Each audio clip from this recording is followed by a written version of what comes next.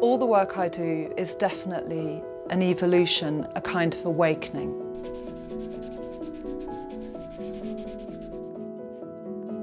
It takes so long to do each piece that it contains many, many messages and stories.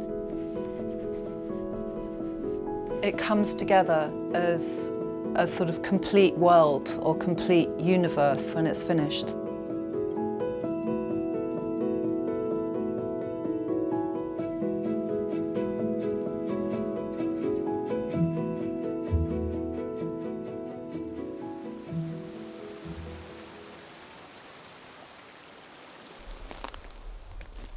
All my work begins with going into nature, spending time there.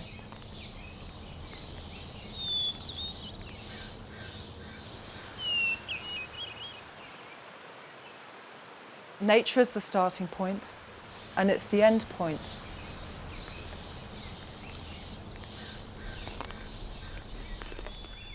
Kind of interesting. I wonder what kind they are. I'm just in the middle as an appreciator of everything that I come across.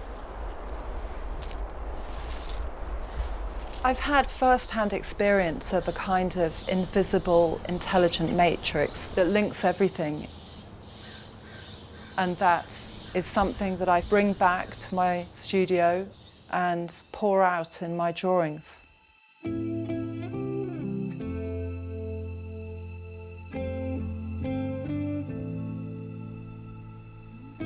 Once I've gathered the objects, I love to arrange them so light falls on them, they create an atmosphere. It's putting certain colours together, certain shapes together, and all of that is feeding me.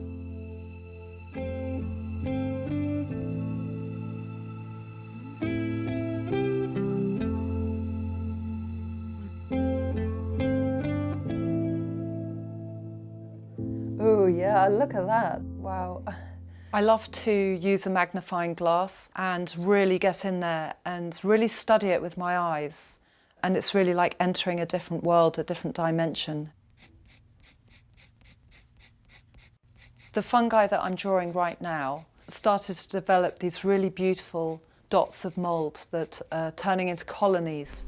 And this is going really well with my idea of the spiral galaxy because they're like little constellations that are appearing on the fungi forms. These are definitely not purely botanical drawings.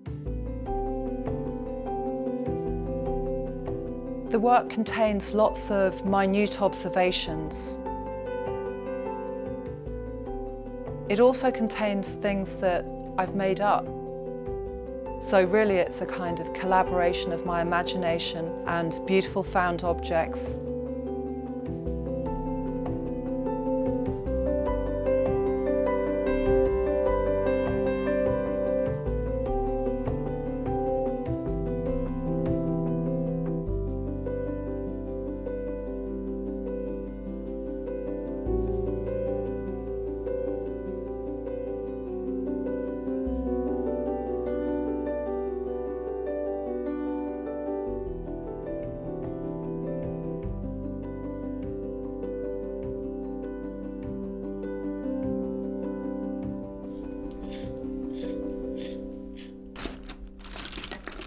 The way I choose the colours is completely instinctual. I tend to look at the drawing in the morning, sharpen up a load of pencils and work with those. But then in the afternoon I might put all those aside and work with a whole different set of pencils.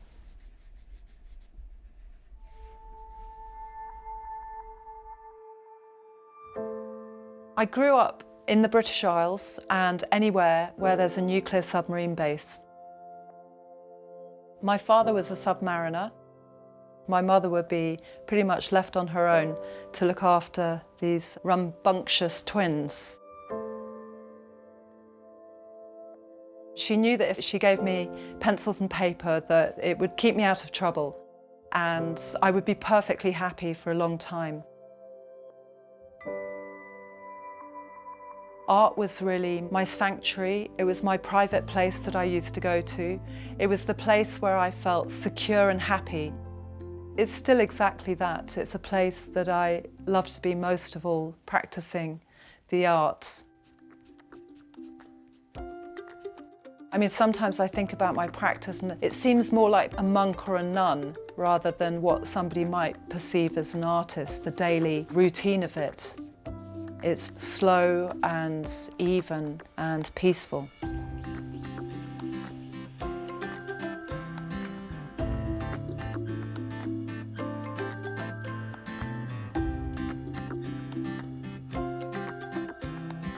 I hope when people look at the work that they get drawn into that flow and it takes them away from their conceptual mind to their thinking mind.